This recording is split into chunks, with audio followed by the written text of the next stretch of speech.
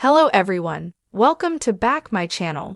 I hope everyone is having a wonderful day. Before starting the video, please go ahead and hit the subscribe button. Summer finds Phyllis at the club bar. Phyllis is glad she's there. Summer has a giant photo of Heather and places it on an easel. Phyllis says this shouldn't be happening. Summer asks how she's doing. Phyllis is fine. She gets that her kids don't believe she can get justice and would rather take instructions from Christine. Summer worries her way will get her into trouble. Phyllis says it won't, and for her son, it's worth the risk. I've realized I can only count on myself to get things done. Christine finds Daniel on the patio at Crimson Lights. She asks how he's doing. He wishes he could wake up from this nightmare. Christine says they're all there for him, and his father sends his love. Daniel says he and Lucy have called him.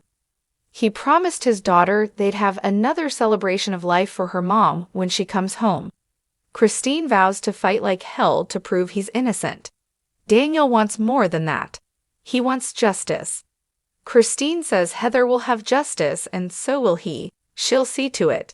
Daniel asks if she has a list of suspects. Christine says the people she put away, who would have had motive, are still having time. But the more she thinks about Sharon directing her anger at him and his family, the more she's starting to see what Phyllis was talking about. Daniel asks, really? Just then, Sharon, Faith, and Nick walk in, dressed for the service.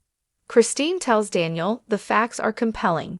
She needs someone she can present to the court that will present reasonable doubt. Sharon was seen attacking them, her fragile mental state, her issues with the meds. Most critically, she was the last person to see Heather alive. It raises concerns and questions, and they will use that to their advantage.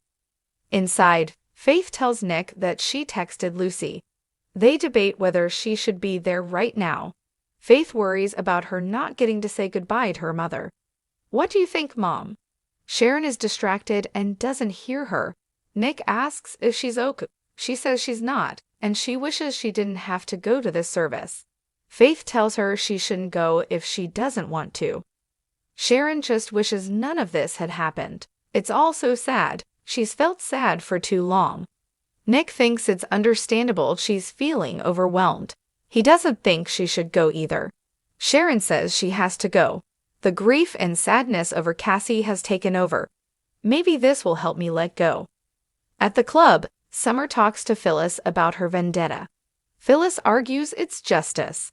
Summer says she's trying to pin Heather's murder on Sharon without facts. Phyllis says her gut is never wrong. She's trying to free Daniel and stop a trial from happening. Why can't you trust me on this? Phyllis talks to Lucy by phone and then tells Summer they need to get Heather's favorite flower for Daniel to wear as a boutonniere. Summer likes the idea. She warns her mother her plans for Sharon can wait until tomorrow, or maybe never. Phyllis sends her to the florist. Summer returns with the boutonniere, and she asks her mom, "How are we going to say goodbye?" Phyllis says they'll do it with love. They'll hold Daniel and Lucy close. She'll have to start making peanut butter and banana pancakes. At Crimson Lights, Daniel asks Christine what's next. Christine says today is about him. She wishes Paul was well enough to be there. She tears up. He loved how much you loved his daughter. Daniel thanks her. Christine urges him to concentrate on getting through Heather's funeral. We're all here for you. Daniel blinks away tears. Oak, we should probably get going. They walk inside and Sharon turns away as Nick tells Daniel he knows this will be a tough day. Daniel walks over to Sharon, who hopes he's holding up as well as can be expected. Daniel says he's hanging in there. Don't take this the wrong way. I strongly suggest you don't come to Heather's funeral. Sharon asks if this is because of Phyllis and her ridiculous accusations. Daniel doesn't want a scene. His mother is convinced she killed Heather. If she shows up, he doesn't know what she'll do. He doesn't want to deal with it.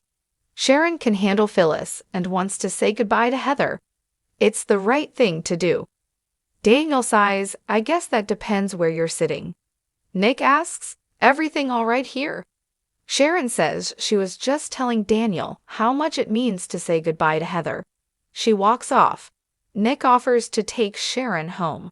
Daniel says it clearly means a lot to her. Faith joins them and wishes Lucy were there.